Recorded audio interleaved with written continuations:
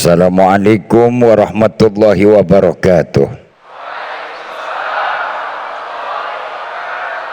Alhamdulillahi haqqa hamdi summa salatu wassalamu ala khairi ibadih Sayyidina wa habibina wa syafi'ina wa qurrati a'yunina Muhammad wa ala alihi wa ashabihi wa man tabi'ahu huda ila yaumil ma'ad, amma ba'du.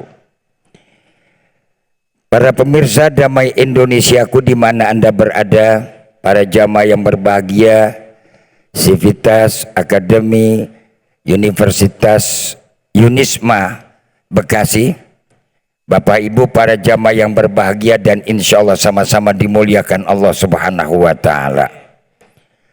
Sore ini dengan izin Allah kita kembali bertatap muka dan bermuajahah, duduk hadir bersama di majlis yang mulia pengajian Damai Indonesiaku.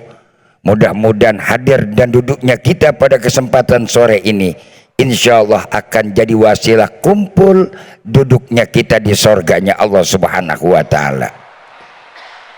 Ketika kita bicara masalah kehidupan, hidup itu dengan penuh dilema dan masalah. Dan itu memang sudah Allah nyatakan dalam Al-Quran, khuliqal insanu fi kabad. Manusia Allah ciptakan dengan segala problema dan masalah.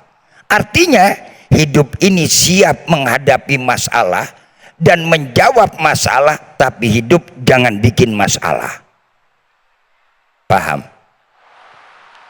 Kalau kita ingin menikmati rasanya hidup harus berani menghadapi masalah.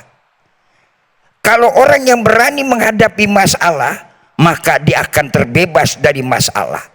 Ketika orang hidup takut menghadapi masalah, ini biang keroknya masalah.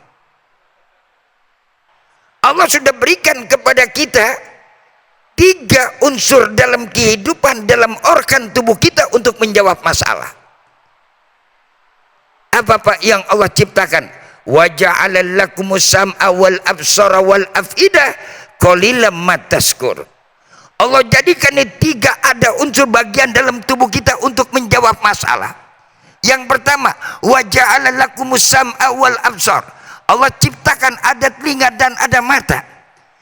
Telinga sebagai apa? Untuk mendengarkan, untuk mencari informasi. Kemudian mata kita untuk menganalisa kondisi dan keadaan apa yang terjadi. Sekarang kalau kita nggak pandai-pandai melihat situasi, negara yang hebat dan kuat apapun dengan kemajuan teknologi, apalagi di alam digital, ini yang menjadikan orang bisa akan terjebak di dalam kehidupan. Maka yang ketiga, wa ja'ala lakumul afidah. Allah ciptakan adanya hati. Jawabnya pakai 3 hal. Nggak cukup cuma dengan yang namanya informasi dan intelektual. Never and ever. Buktinya banyak orang yang gagal dalam kehidupan. Negara maju berapa banyak. Mereka anak-anak remajanya yang pandai dan pintar-pintar, mereka mati bunuh diri karena menghadapi cuma masalah kecil. Urusan asmara. Kalau Romi dan Juli zaman dulu bunuh diri putus cinta wajar.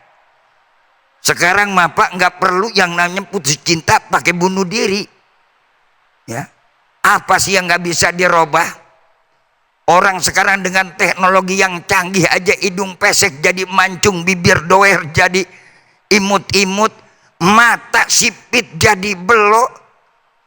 Apakah itu akan jadi jaminan? Oh tidak, kata Allah.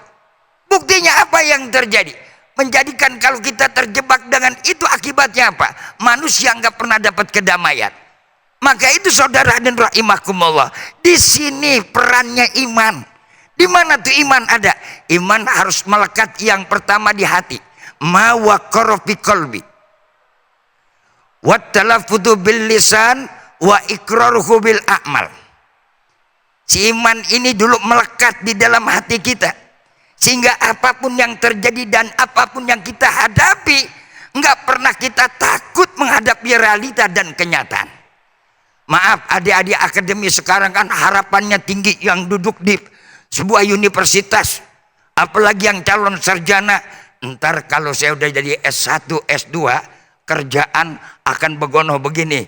Menghayal silahkan, berharap boleh, tapi realita kenyataan belum tentu. Di China hari ini S1 itu kebanyakan cuman tukang pengantar makanan. Di Cina Pak, di Cina Neng. Tuh. Pak S1, iya. Ada yang S2 cuma dagang gerobak, es dorong gerobak. Seperti itu Pak. Makanya tujuan orang sekolah itu jangan buat cari kerja. Ini kan kita terobsesi. Soal urusan rezeki ini iman kita yakin. Wa ma min dabatin fil ardi illa 'alallahi rizquha. Jadi orang belajar bukan urusan rezeki. Rezeki ada urusannya dari Allah. Kalau sudah Allah tentukan. Kadang-kadang kan Masya Allah ibu bapak hadirin rahimakumullah. Para hadirin yang sama dimuliakan Allah. Masya Allah ada orang yang gak sekolah emang tulisannya cakep. Gambarannya terang. Walaupun di tengah malam gelap gulita, kehidupannya awalnya susah, tapi ujungnya penuh dengan cahaya, hidupnya gemilang. Enggak sekolah, bisa ngegaji insinyur. Kan lucu, insinyur digaji sama orang kagak sekolah. Pusing-pusing tuh. Pusing gak kita pikirinnya? Woi, pusing gak? Pusing Pak. Itu urusan siapa? Urusan Allah. Makanya kalau orang punya iman tadi, hidup tenang, nyaman, ngapain dipikirin? Sekolah adalah merupakan kewajiban, belajar adalah kewajiban kita kepada Allah sebagai hamba Allah. Orang yang beribadah, wajib kita pintar, wajib kita cerdas, wajib kita mengerti, wajib kita tahu. Urusan kalau kita udah tahu, masalah urusan kaya mah urusan Allah. Ini kan kebanyakan kita kebanyakan hayalan. Ini kebanyakan nonton racun sih begini jadinya. CEO mulu.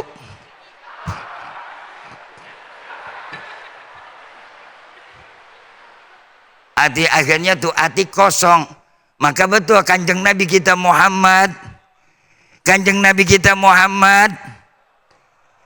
Di situasi kondisi yang semacam ini tuntutan hidup banyak.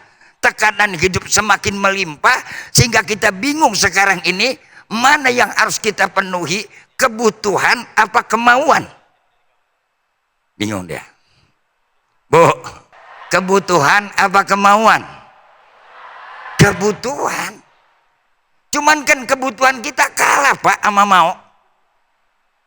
Maka disuruh oleh Kanjeng Nabi supaya iman kita kuat, faksiru min dzikri la ilaha illallah. Kuatkan, banyak ingat kepada Allah. Hati kita banyak nyebut Allah. Jangan lepas apapun yang terjadi sekarang, dilemanya kepada kita. Serahkan kepada Allah. Inni tawakkaltu 'ala Allah wala haula wala quwata illa billahil. Kalau kita udah tawakal kepada Allah, pasrah diri, hidup nyaman, tentram, aman, rasanya nikmat, nggak akan ada masalah. Maka orang yang tidak beriman, kurang zikir kepada Allah, inilah manusia-manusia Indonesia yang suka bikin masalah. Mudah-mudahan Allah Subhanahu wa Ta'ala berikan taufik dan hidayah, ridho dan inayah. Kita lanjut pada segmen berikutnya. Masya Allah, amin amin ya rabbal alamin. Jadi nasihat dari Kiai Haji Sumarno Syafi'i ya pemirsa perlu kita ingat dan perlu kita terapkan bersama, yakni untuk bisa memperkuat keimanan kita kepada Allah, perbanyak zikir dan membaca Al-Quran secara konsisten. Semoga setelah ini ya teman-teman semuanya, Bapak Ibu para pemirsa sekalian, kita bisa selalu menyebut nama Allah, melibatkan Allah di setiap kehidupan kita.